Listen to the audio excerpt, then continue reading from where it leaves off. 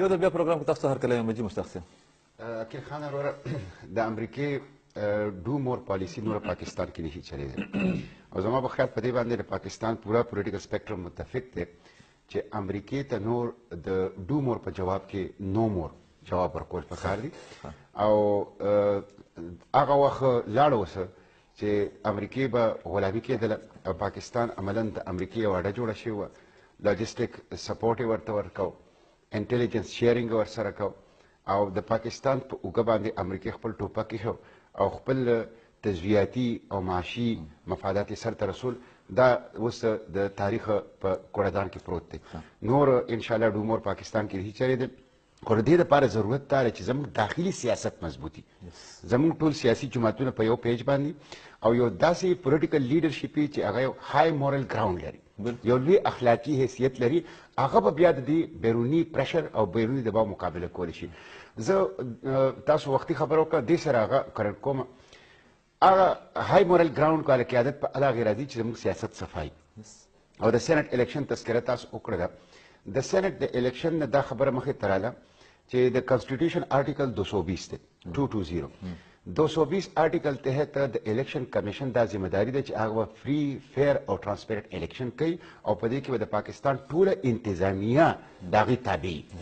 لہذا د دغه آرټیکل 220 تحت د الیکشن کمیشن ذمہداري جوړیږي چې د هاوس ټریډنګ پته ولګي او د هغې ښه طریقه دا ده چې سیاسي جماعتونه او سینټران دې راوغواړي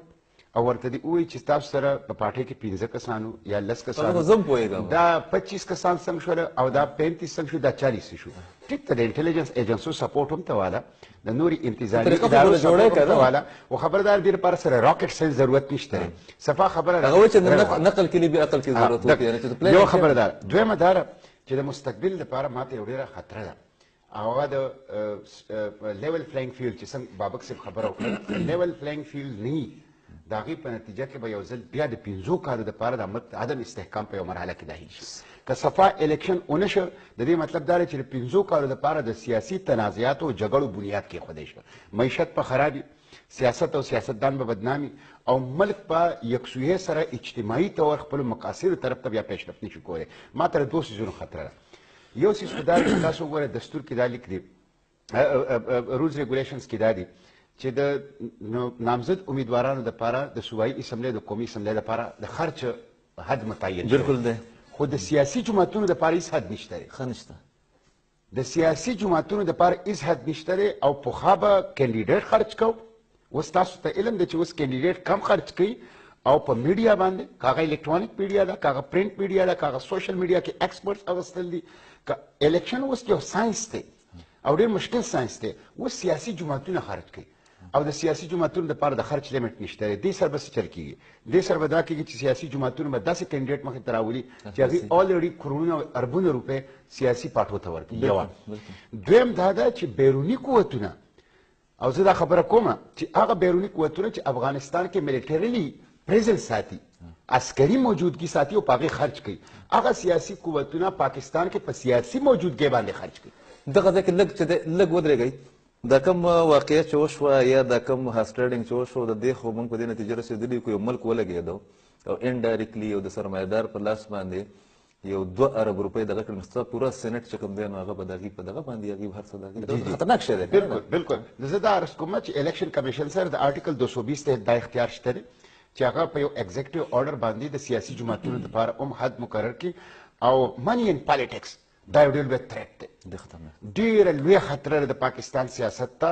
او د دې مخنیوی وکړي که چېرې د دې مخنیوی ونه کړی شوی د دې په نتیجه کې به سیاسي جماعتونو ته یو شان میدان کار میلاو نه شي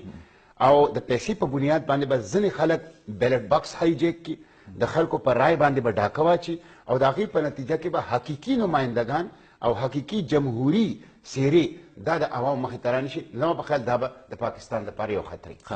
هغې ته زه خو تاسو راته صرف دا راته خامخا ووایئ بیا اکثر بعد ټایم کې سوال پاتې شي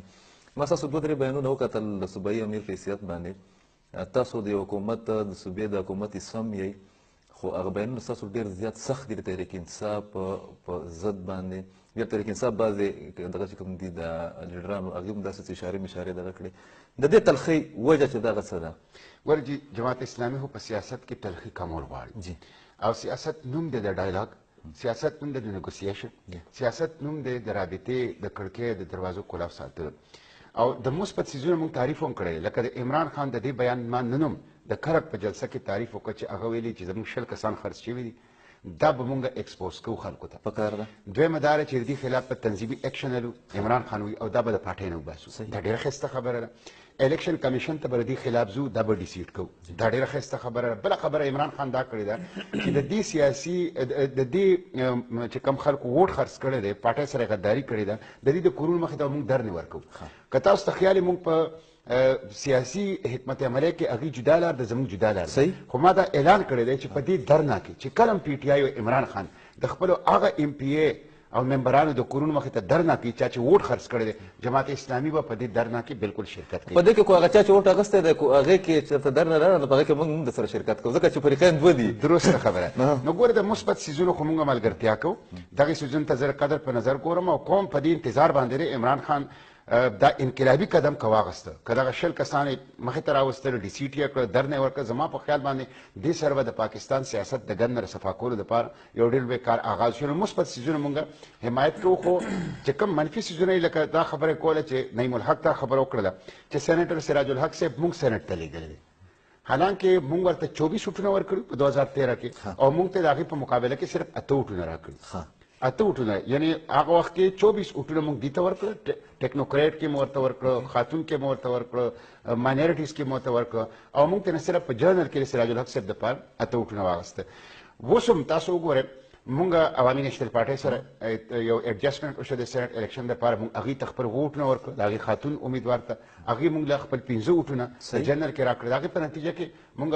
د سینټ الیکشن وګټه. نو دا د سینټ الیکشن که دا ځل دی او که بل ځل دی، جماعت اسلامي په خپل پارلیماني سټرینث باندې ګټلی دی او دا په میوچل انټرسټ باندې مونږ هغه وخت کې تاسو سره تللو، دا ځل ایم پي سره لاړو. دا څه احسان نه دی، ما صرف د هغې وضاحت قدر لکړو او زه د دې حق کې نه یم چې د سیاسي جماعتونو په منځ کې ټمپریچر سی وایي، د هغې په منځ کې تلخي او تلخي چې کله وي نو بیا د هغې په نتیجه کې سیاست او سیاستدان بدنامي کوي او دې ته خلک په ښه نظر باندې نه ګوري. نو مونږ له